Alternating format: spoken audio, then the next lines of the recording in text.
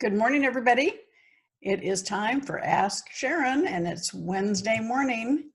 And I'm sitting here getting myself organized. I'm seeing all kinds of things pop up on my computer that I wasn't expecting to see this morning.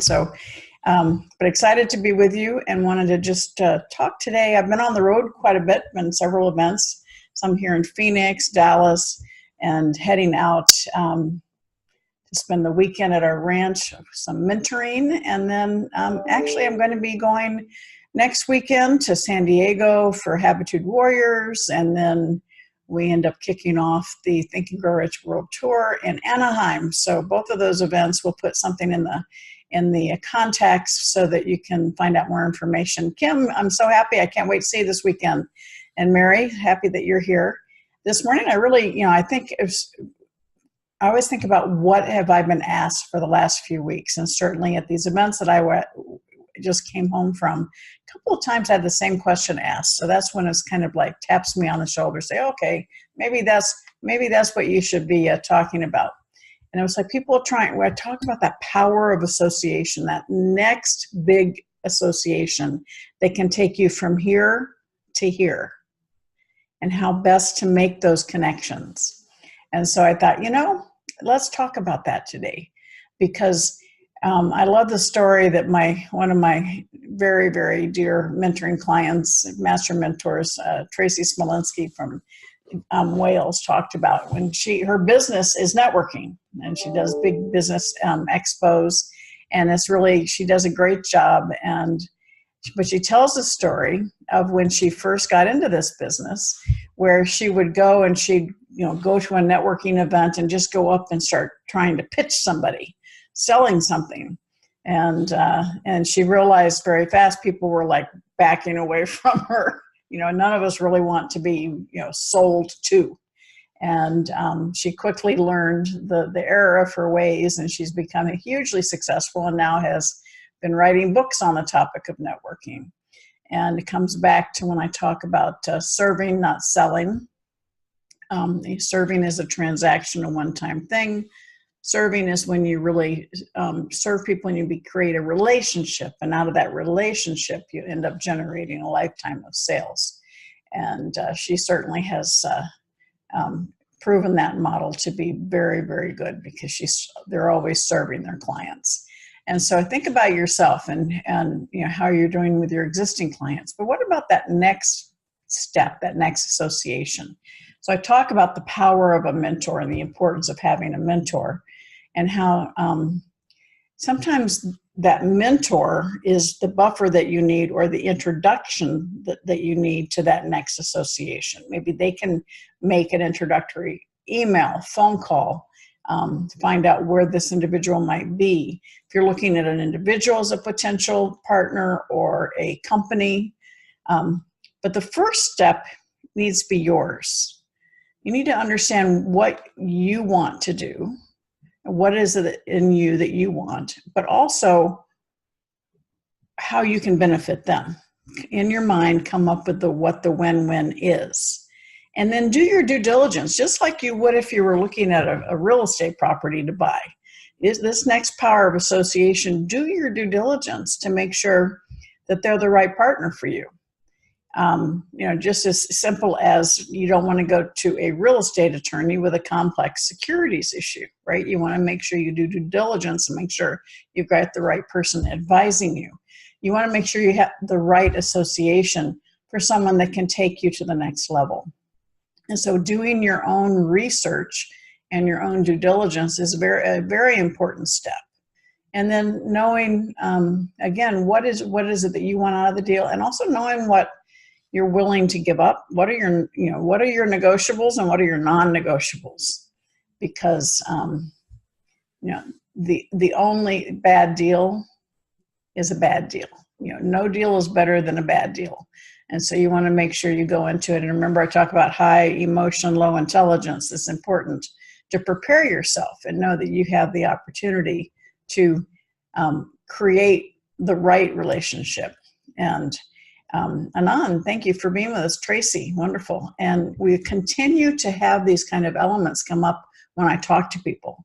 Because in fact, I'll have somebody just out of the blind send me somebody I've never met, have no contact with, they come and they send me a thing, well, will you introduce me to so-and-so? And, it's like, wait a minute. I remember when I had my first meeting, I was invited down to, I actually went to Grant Cardone's 10X event in Vegas for a day, just to experience it, to get to know him a little better, because I had someone who wanted me to introduce me to him. And so we met backstage. Then he invited me down to Florida.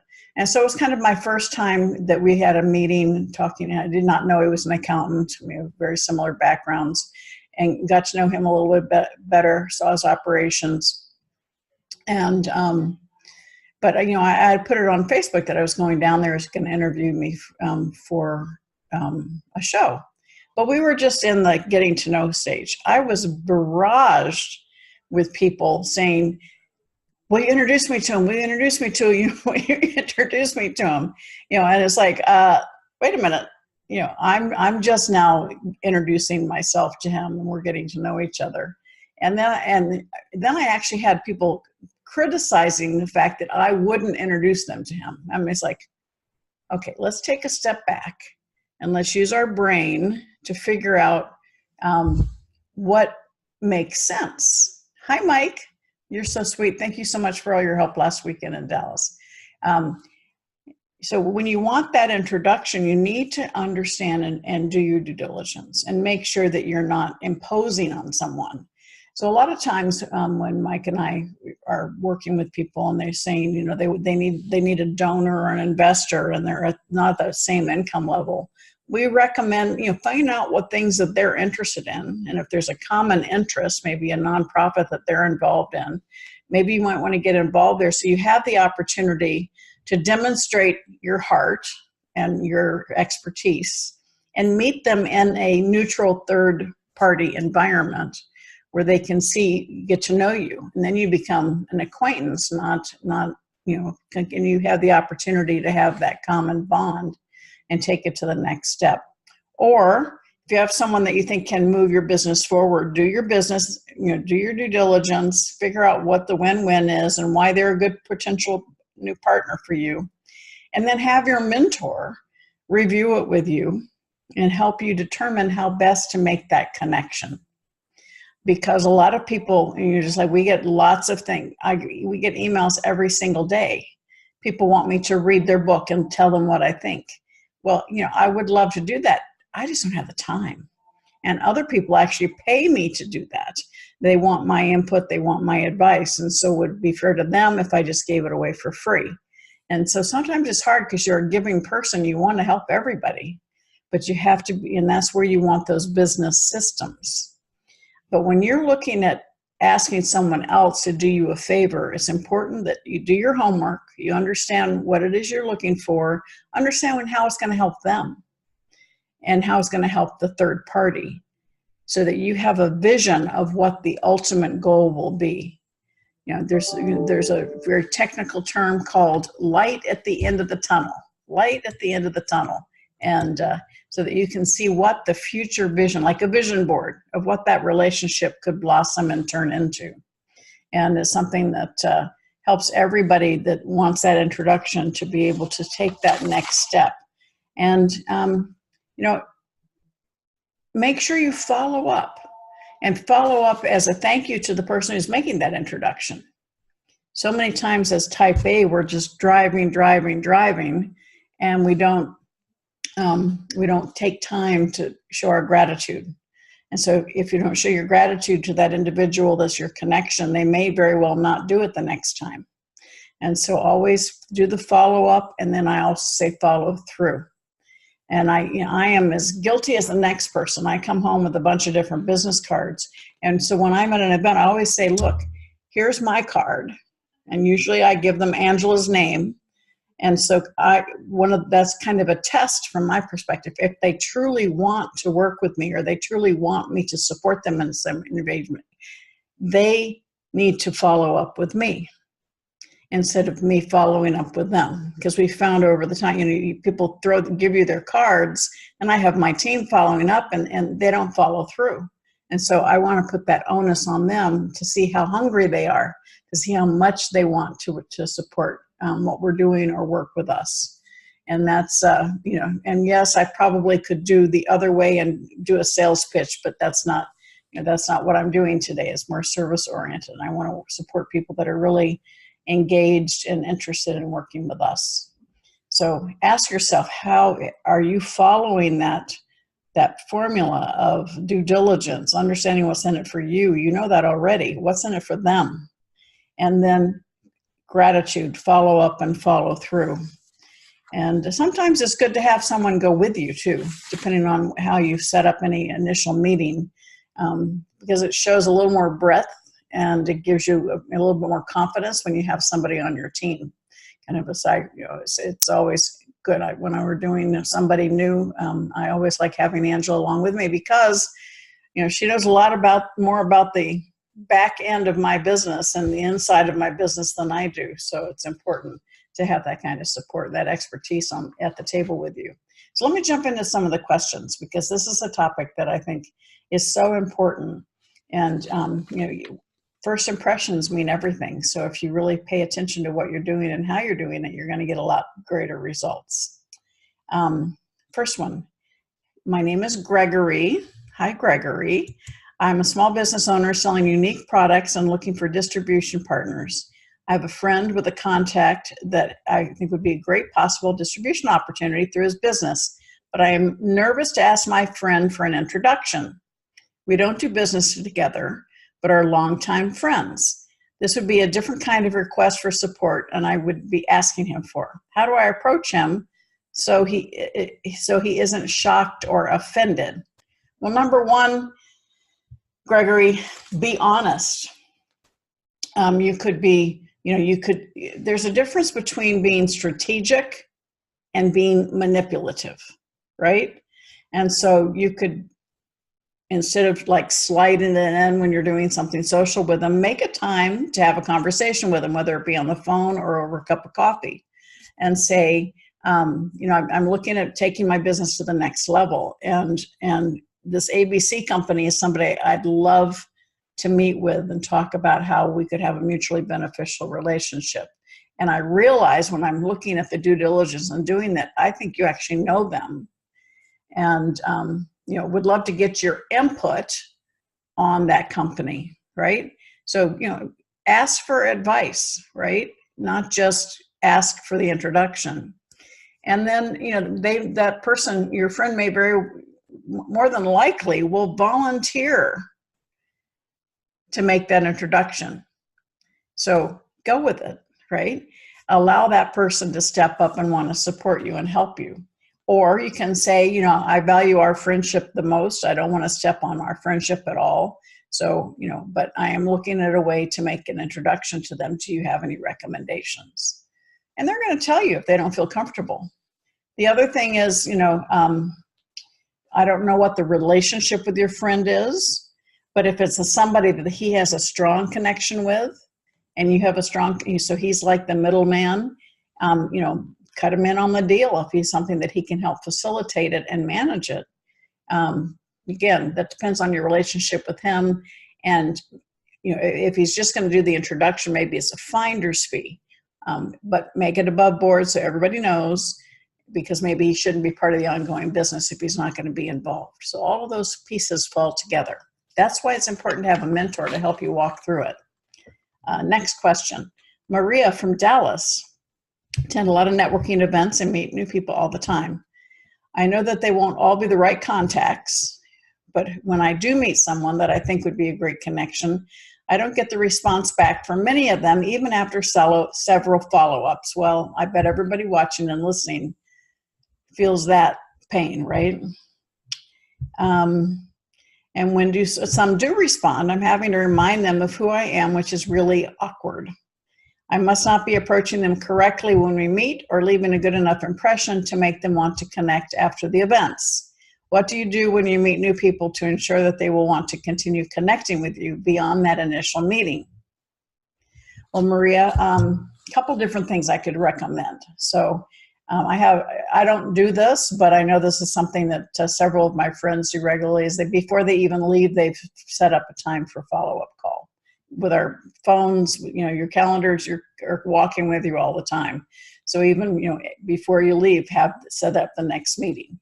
If you are doing a follow-up call, when you're meeting them and you feel that connection at that networking event, find out something personal about them, share something personal about yourself, and then say, John, Mary, Judy, I'd love to follow up with you. I will give you a call at the end of next week.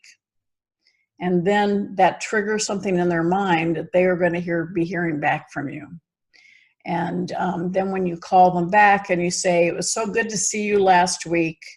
I'm not sure if you don't want to say, I'm not sure if you remember me. I am the one who does this. And I told you I would follow up with you. I just wanted to talk to you about how I can support you. All right. Rather than asking, offer to give, to serve. But make those comments before you leave the initial meeting about who you are, what you do, and acknowledge them and let them know you will be following up. And they're more likely to remember you when you do call. Holly from the UK. I'm a business owner. I'm a new business owner, having recently started a direct selling business. I've done several online training courses for marketing and communication, but I don't feel great about using many of the techniques taught in these trainings to reach out to people or to follow up. When you talk with marketing and salespeople about your own techniques, how do you reconcile their strategies with your own style of communication? Well, Holly, this is a power-packed question, because most direct selling companies have created a successful formula that most of their top people have used. And so they encourage you to follow those formulas. And many of them are pretty rigid. Others are not. And as the evolution of the industry, different companies are using different techniques. Some now are completely online. Others, it used to be sit down and write your 20 closest contacts. And then next time, write down the next 80 closest contacts. And that you were constantly hitting up the people closest to you to join the business. Many companies today aren't quite that rigid, and they're looking at other ways to use social media and online to generate interest in what you're doing. And so if you are not comfortable with doing something, it's probably going to come across. And so talk to your upline, talk to your mentor about that discomfort, because they've probably faced it with someone else, and they may give you a solution that can somehow pull you a little bit out of your comfort zone, closer to what really works, but not take you to the point where your discomfort is going to show. Give it a shot. Talk to that upline and see if they can help you get past that discomfort. And maybe what it is that you're not feeling it because you're not feeling it's authentic. So what is authentic for you? What made you get into the business? Okay. What made you say yes? Talk about yourself, about, I'm in this business. I love the product. I love the opportunity that provides me. And this is something that, I'm very pleased doing this. I just want to share with you. Okay. Always start from a position of your story. And the reason you chose to say yes may trigger something in them where they want to say yes. So start from a position of authenticity and what you want and what's in it for you. Peter, his question is about cold contacts. I have a mutual acquaintance with someone that I would like to connect with, and this mutual acquaintance has offered to provide contact information for the person I would like to meet. I've asked if he would make an introduction. He said in my outreach, should just let the person know that he suggested we connect. Well, that's good. You should be thanking him for that. I feel like this isn't nearly as strong of a way to meet someone than if I were introduced by him. This is essentially a cold contact and would be way more validating if a third party said that we should connect. Do you think I could push for the introduction, or is it just as effective if I say that our mutual acquaintance said we should connect? Do you pay attention to emails from new leads that come in without an introduction? Well, Peter, that's a great question. First, start with your relationship with this person. It looks like you actually directly asked him if he would make the connection. So many times it's an e-introduction, an email that he could send to both of you making the introduction. However, it sounds like you did that, and he said, just tell him I told you to reach him. Now, there are times when I tell people that, but if that individual respects him and he sees his name in the email from you, he's much more likely to read it than if there's no connection at all. And so I would definitely thank your friend for allowing you to say he referred you to them. And it may carry just as much weight as if there was an introductory email from him.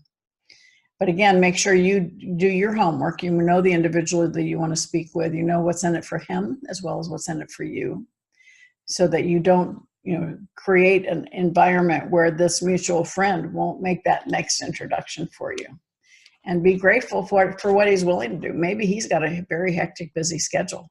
So he's basically saying, I can't do it right now. Can't make that introduction. Just tell him I told you to call him. Because that's a good introduction. So I would go based on substance and reference and let the individual know that you're anxious to support them in what they're doing and appreciative of this friend that's referred you to him. Let him know what you do, how you could benefit him or her, and then take the next step. So good luck. Let me know how that goes.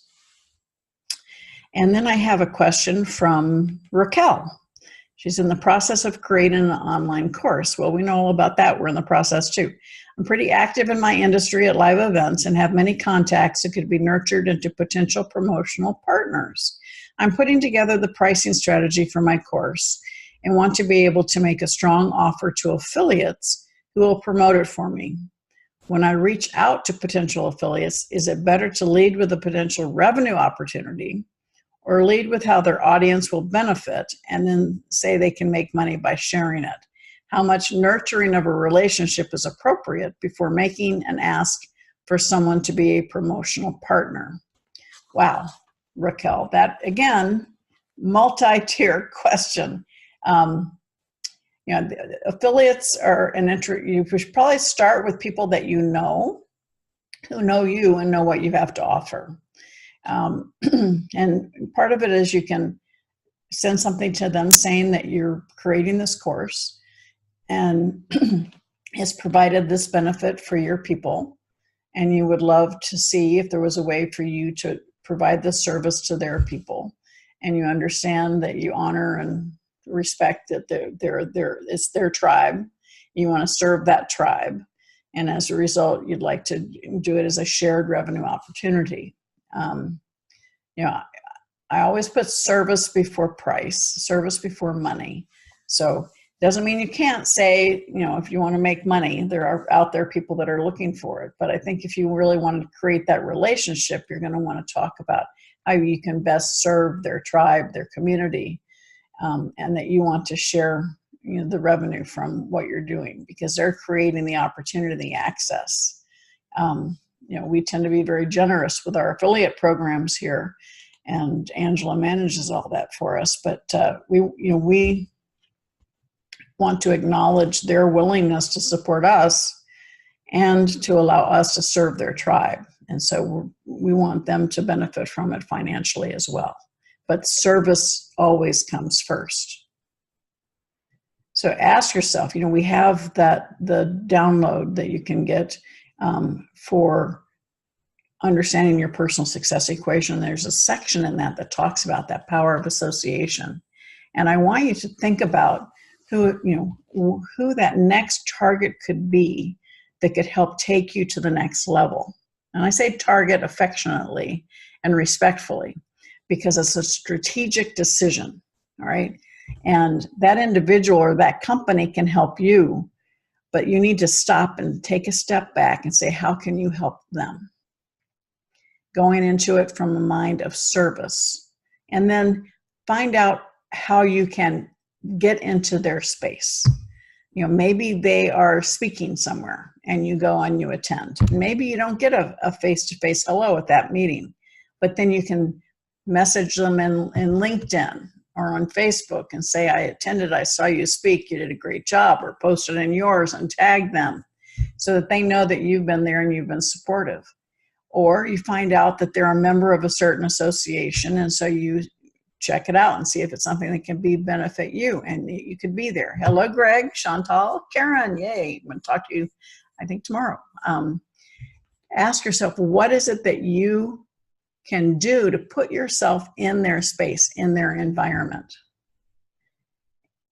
How can you best serve them? And learn more about them. And give them an opportunity to learn more about you and to see you in action.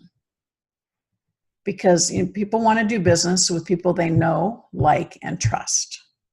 So ask yourself, how can I get to the point where they can know me, like me, and trust me?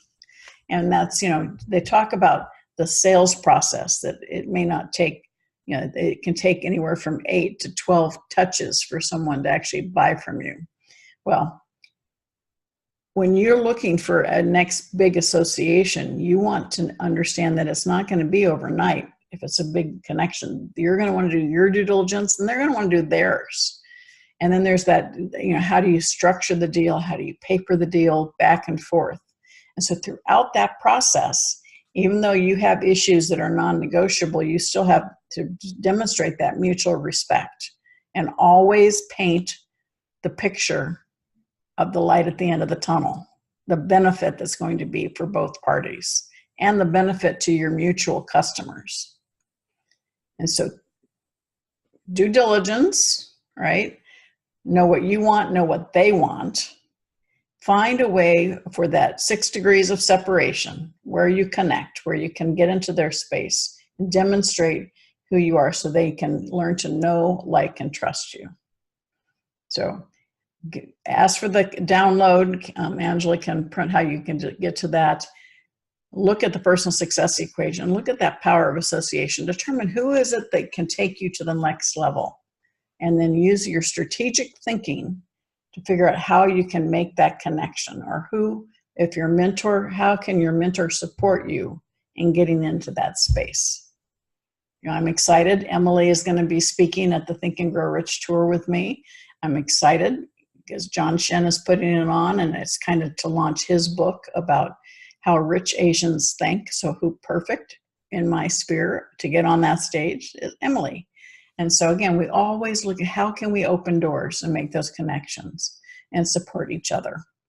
And so please do check our events page for the Habitude Warriors next weekend, and then the kickoff of the Think and Grow Rich World Tour. Multiple cities, a city near you. Sounds like a promotional saying. Love to have you come spend some time with me, and we have promotional discounts and stuff that I think are on the page. You can bring somebody along for free, 2 for 1, or get a discount on individual tickets. So I'm excited about that, and I'm excited that you are with me today and that you are playing big. And tomorrow we're going to talk about some additional things about those first impressions and getting those first meetings. So if you're not part of the Play Big movement with Sharon Lechter, please join us, because we're very excited about the things that are happening within. So, and Tracy, thank you. Thank you so much. I can't wait to see you there. And Pamela, thank you for your kind comments. I want all of you to go out there and have a fantastic day, and know that we are here to support you every step of every way. Playing big means to be number 1 in your field, live your legacy, and create maximum impact. Thank you. Love you all.